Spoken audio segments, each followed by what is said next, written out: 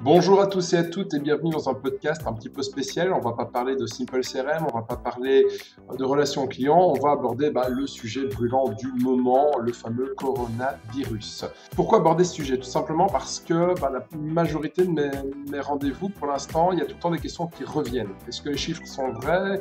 C'est graphique, qu'est-ce que ça veut dire exactement? Est-ce qu'on nous ment? Quelles sont les compétences réelles du gouvernement? Est-ce qu'il y a une faute? Que penser du fameux Didier Raoult? Alors, on attaque directement avec les chiffres. Est-ce qu'on nous ment sur les chiffres? Ça, c'est une question qui revient tout le temps.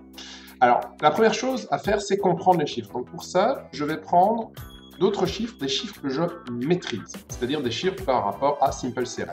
Si vous me demandez quelle est la proportion d'hommes et de femmes qui utilisent le logiciel, eh bien, je peux vous dire qu'il y a 54,5% d'hommes et 45,5% de femmes. Et puisque je suis CEO de Simple CRM et que j'ai accès à tous ces chiffres, je peux vous certifier qu'ils sont corrects. Faux! Ouais, c'est totalement faux en fait. Il est naturel de penser que ces chiffres sont corrects parce que je les maîtrise, parce que c'est mon entreprise, etc., etc. Mais la réalité est beaucoup plus complexe que ça et on va voir que pour le coronavirus, c'est exactement pareil. Première chose, d'où viennent ces chiffres? Lorsque l'on donne accès en fait au Simple CRM à une entreprise qui a signé un contrat, on va lui demander la liste de ses utilisateurs. Pourquoi? Parce qu'on va envoyer des emails d'information à ses utilisateurs pour les informer sur de nouvelles fonctions, etc., etc. Soit les entreprises jouent le jeu et nous donnent ces listes, soit pas du tout. Pas du tout, et ils vont nous dire non, nous on va faire l'information en interne, dans notre newsletter d'entreprise, ce genre de choses. Autre facteur à risque, imaginons une entreprise a 50 travailleurs et il y a 40 hommes et 10 femmes. Imaginons qu'il y a des départs à la retraite, il y a 10 hommes qui partent et à la place, ils vont engager 10 femmes. Ces chiffres initiaux qu'on avait de la part des entreprises sont faux. Donc, premier point, premier problème. Deuxième point, on a les gens qui sont inscrits à la newsletter, qui nous permettent de savoir si c'est un homme ou une femme. Si la personne désire se désinscrire, on va anonymiser ces données et on va les supprimer. Résultat, on perd ces informations, donc on va perdre tout un échantillon de données. Troisième point, vu que les informations qu'on a des sociétés de la newsletter ne sont pas totalement justes, on va s'appuyer sur une analyse des navigateurs web.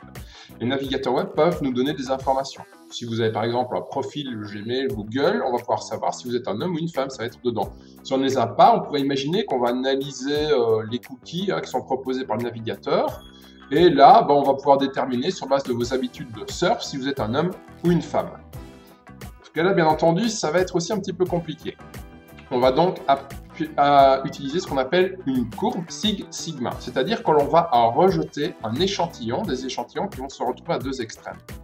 Par exemple, imaginons que dans un navigateur web, on voit que la personne surfe 100% de son temps pour chercher un sac à main précis. On pourrait déterminer qu'à coup sûr, c'est une femme.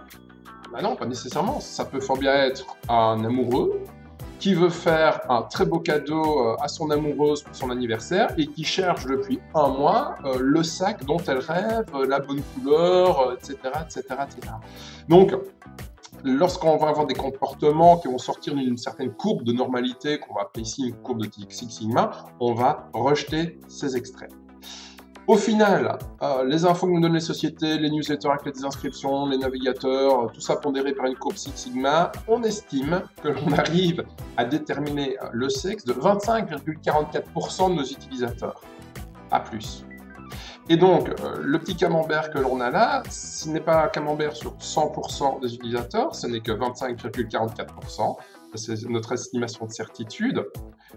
Et ces chiffres se basent, comme vous le voyez, sur 4 points qui ont des variables d'ajustement assez fortes. Donc quand on parle d'un niveau par rapport à cette terrible maladie, on pourrait se dire, quel est le pourcentage de décès réel? Ça, on me la pose tout le temps cette question. Bon, ma première question, c'est par rapport à ce chiffre que vous avez lu dans la presse, quelles sont les sources de cet article? Ça, c'est une première question qui est très importante. Est-ce que ça prend par exemple uniquement les chiffres des hôpitaux? Ou, par exemple, est-ce que ça remonte des chiffres des médecins, voilà, beaucoup de gens qui doivent être traités chez eux par le médecin de famille. Est-ce que les médecins de famille remontent les informations?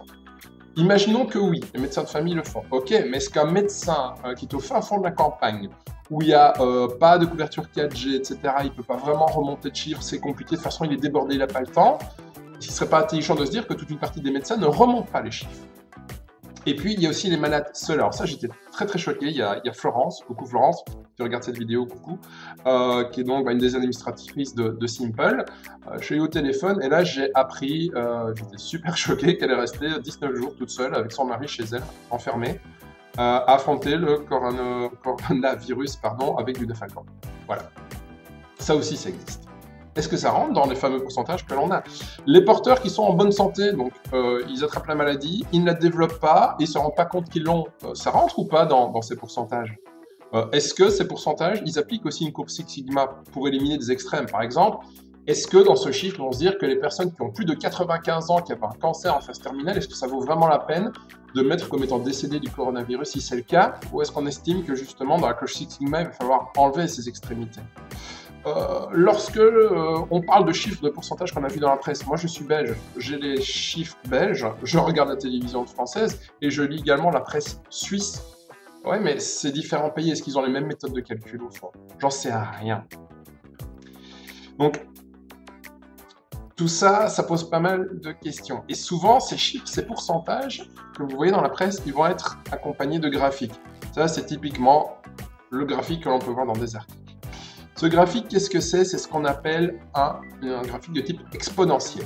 Alors, je vous ai mis la super définition du dictionnaire dont la variable est en exposant, qui augmente de manière continue et très rapide. Alors, c'est pas que je vous prends pour des cons du tout, hein, je vous rassure, je vous respecte tous et toutes, soyons clairs. Mais la notion d'exponentiel est souvent très très mal comprise. Pour ça, je vais utiliser un petit truc qui est souvent utilisé dans l'enseignement, c'est l'histoire du nénuphar. Alors, on a un nénuphar qui s'installe dans un étang. Et ce nénuphar a la particularité de tous les jours doubler sa surface d'occupation. Au bout de 50 jours, il a occupé la totalité de la surface de cet étang. Question, au bout de combien de jours était-il à la moitié de la surface de l'étang? Répondez tout de suite. Voilà. Et là, la grande majorité de vous ont répondu 25. Parce que 50 jours, la moitié, 25. C'est un réflexe conditionné.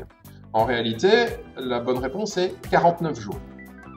Puisque l'on double chaque jour, c'est au 49e jour qu'on est à la moitié, au 50e jour qu'on est sur la totale. Et ici, on est sur ce genre de courbe pour les nénuphars. Les courbes que l'on retrouve dans ces graphiques qui sont des graphiques exponentiels. Et la notion d'exponentielle est très peu intuitive, en fait. On n'a pas l'habitude de la manipuler. Il y a grosso modo les capital risques, les investisseurs qui ont l'habitude de travailler avec ce genre de courbe. Et encore, pas tous, soyons clairs. Donc, on est dans une dimension d'un truc qui est totalement contre-intuitif. Donc, le souci, lorsqu'on parle de ces chiffres, ces graphiques, des informations que l'on reçoit de la presse, c'est d'avoir les bonnes clés, les sources, les méthodes de calcul et les processus de manière à comprendre réellement ces chiffres. La réalité est que nous ne les avons pas et que c'est donc très difficile d'avoir un avis construit. Donc, tous ces chiffres, il ne faut pas paniquer. Ce qu'il faut faire, c'est tout simplement respecter les bonnes instructions, c'est-à-dire le confinement, le port du masque et se laver les mains. Rester calme, garder le sourire et avoir un moral d'acier, exactement comme c'est clair. Alors, la compétence du gouvernement. Alors ça, on me la pose tout le temps aussi, c'est qu'est-ce que tu penses du gouvernement? Je n'en pense mais rien du tout. Je n'ai aucune compétence pour être capable d'analyser la manière de fonctionner des différents gouvernements. Je vais vous faire un petit parallèle avec ma vie personnelle. Pour l'instant, j'ai des tas de gens qui me donnent leur avis sur comment je devrais gérer Simple pour affronter cette crise, comment je pourrais en faire une opportunité, etc. etc. C'est touchant, ça me fait plaisir que vous preniez l'aventure Simple autant à cœur. Simplement, la plupart des conseils qu'on me donne sont complètement illégaux. Ils violent le droit du travail, ils violent l'état de règles fiscales, enfin, voilà, c'est pas faisable. Gérer une entreprise, c'est super compliqué. Gérer un pays, on peut même pas s'imaginer à quel point c'est compliqué. Moi, mon point de vue qui est personnel, c'est que je n'ai pas à avoir d'avis là-dessus parce que je n'ai pas les compétences. Je sais qu'on est dans une société où tout le monde doit avoir un avis sur tout. J'estime ne pas devoir en avoir. Le seul truc que je pourrais un petit peu reprocher, c'est vrai, c'est au niveau de la présidence Macron de ne pas suffisamment avoir expliqué pourquoi est-ce qu'on est en guerre, pourquoi est-ce qu'il faut respecter les mesures, ne pas avoir assez expliqué le principe flatten the curve. Donc pour rappel, flatten the curve, vous avez là les petits pointillés, c'est la capacité des infrastructures sanitaires médicales à traiter les malades. Le but, c'est de ne pas avoir la grande courbe qui est ici, qui va revenir, voilà, qui est en bleu. Le but, c'est bien d'écraser la courbe pour qu'on reste en dessous des capacités, jusqu'à ce qu'on arrive à avoir le fameux traitement, le fameux vaccin. Donc le but de « je suis confiné, je porte un masque, je me lave les mains, je ne me frotte pas le visage », c'est super difficile. C'est bêtement voilà, de rester sous cette courbe. Didier Raoult et la chloroquine. Alors là, c'est le sujet tabou, quoi. Que dire? Même chose, je n'ai pas d'avis. Voilà, vous allez me dire, le mec, il se défausse tout le temps. Mais non, je n'ai pas d'avis. Parce que les avis ont été donnés par des gens plus intelligents que moi. Il y a des protocoles scientifiques à suivre pour déterminer si un traitement marche. Alors pourquoi est-ce que cette personne ne suit pas ces protocoles? J'ai mon idée sur la question, mais voilà, mon avis n'a aucun intérêt. Je vais juste faire un petit flashback sur un homme très connu, Monsieur Pasteur. Peu de gens se souviennent de comment le médicament pour la rage a été validé. Une mère, alors je pense qu'elle était alsacienne, si je ne dis pas de bêtises, on pourrait vérifier, est venue vers Pasteur avec son enfant qui a été mordu par un chien. Elle pensait que cet enfant, que le chien, avait la rage. Et donc elle pensait que son enfant allait mourir. Et elle a insisté pour que Pasteur le traite. Et Pasteur a pris la décision d'injecter la rage à cet enfant, donc d'injecter un vaccin en réalité. Ce qui s'est passé là, c'est que son assistant a refusé, donc son assistant qui le suivait depuis des années dans ses travaux a dit « Ah non, non, non, ça viole tous les codes d'éthique, je ne suis pas d'accord. » Et je refuse, je ne suivrai pas ce processus. Ce qu'a fait Pasteur est d'un point de vue éthique, voire peut-être légal, je n'en sais rien, très très limite.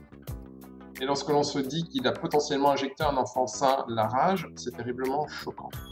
Pasteur s'est appuyé sur son expérience et surtout son feeling. Il était persuadé d'avoir raison. Je suis souvent persuadé d'avoir raison sur des tas de trucs et très très souvent je me plante. Voilà, être persuadé d'avoir raison, c'est peut-être pas toujours ce qui est bon dans certains cas. Je vais vous donner un autre exemple par rapport à Didier Raoult et par rapport également à la compétence des gouvernements, ça se rejoint un petit peu. Je donne un petit coup de main au comité de crise de l'hôpital de la région où j'habite en matière de stratégie par rapport au matériel, de pistes de travail, etc. Je suis allé vers eux avec l'idée, le concept de plan de masque N95 imprimé en 3D. N95, pour ceux qui ne connaissent pas, c'est la norme américaine en fait pour les masques. C'est l'équivalent du FFP2. Le FFP2 filtre à 94%, si je ne dis pas de bêtises, et le N95 à 95%. Et la réponse du pharmacien en charge du matériel a été il faut étudier sérieusement cette liste. Alors là, vous pouvez bondir et dire, mais enfin, Didier Raoult a raison, voilà, il n'ose pas se mouiller, voilà, c'est comme le gouvernement, il n'ose pas avancer, il n'ose pas prendre de décision, etc., etc. Faux! Petite pause, on se calme, j'ai pas eu du tout cette réaction. Moi, je me suis rappelé d'un truc. Quand j'étais enfant, j'avais été faire une balade en botte. Et j'étais en short. Et c'était une botte en plastique dur. J'ai marché toute l'après-midi, et le soir, j'avais le bord du mollet complètement brûlé, et je saignais. Je me suis rappelé cette anecdote et je me suis dit, des masques imprimés en plastique dur, qui vont être toute la journée à frotter sur la peau des infirmières. Est-ce que ça risque pas de les brûler, voire peut-être d'ouvrir un petit truc de saignée? Il y aurait donc un risque d'infection assez profond, assez dangereux. On pourrait se dire, ok, on pourrait mettre un masque de chirurgien, cet autre masque par-dessus. Oui, mais bon, si on met un masque sur un masque, ça va plus filtrer 95%. Hein. Donc, souvent, on peut prendre des raccourcis très simples, se dire, oui, mais ça, c'est une solution facile, parce qu'on a envie d'avoir des solutions faciles, parce qu'on a envie que l'histoire se termine bien, parce qu'on a envie que ça aille vers du positif, et on a envie que ça aille vite. Mais on est dans une situation où on ne peut pas se permettre de faire des erreurs. Il est nécessaire de prendre du recul et de se poser.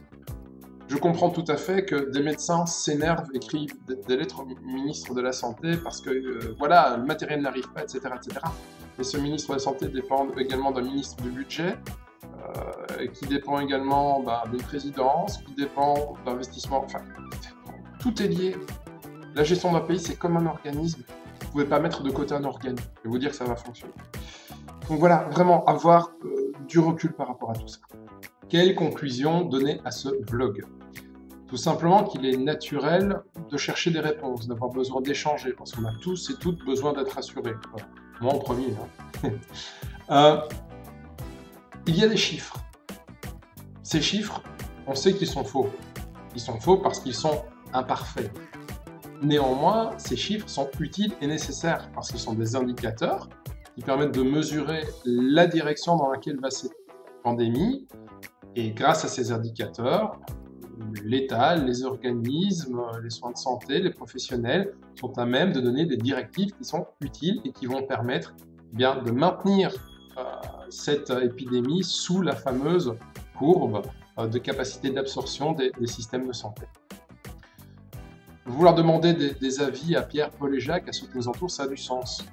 On a besoin d'être rassuré, on a besoin d'avoir un écho positif. Néanmoins, typiquement, lorsque je suis en démonstration pour le logiciel Simple CRM et que les gens me demandent c'est quoi votre avis sur le taux de mort, ces courbes, ces graphiques, vous en pensez quoi, est-ce qu'on nous ment, etc. Ça n'a strictement aucun sens. Je suis spécialisé dans les logiciels de gestion, je n'ai aucune connaissance dans l'analyse d'informations médicales, de leurs sources, etc. Par contre, ce que je puis vous dire, c'est ce que je vous ai dit. Il faut prendre du recul. On est dans une société où tout le monde a un avis sur tout et où tout le monde exprime. Alors, avoir un avis, c'est normal, mais comme vous l'avez vu dans ma vidéo, je ne préfère pas exprimer mon avis parce que cet avis n'est pas pertinent. Il faut écouter, ce sont les informations des professionnels et des centres de crise qui nous disent le but, c'est d'être sous cette fameuse courbe, il faut porter un masque, il faut se laver les mains, il ne faut pas se gratter le visage. Ce sont les seules vérités actuellement qui ont du sens et ce sont les seules qu'il faut suivre avec une réelle volonté, une réelle application.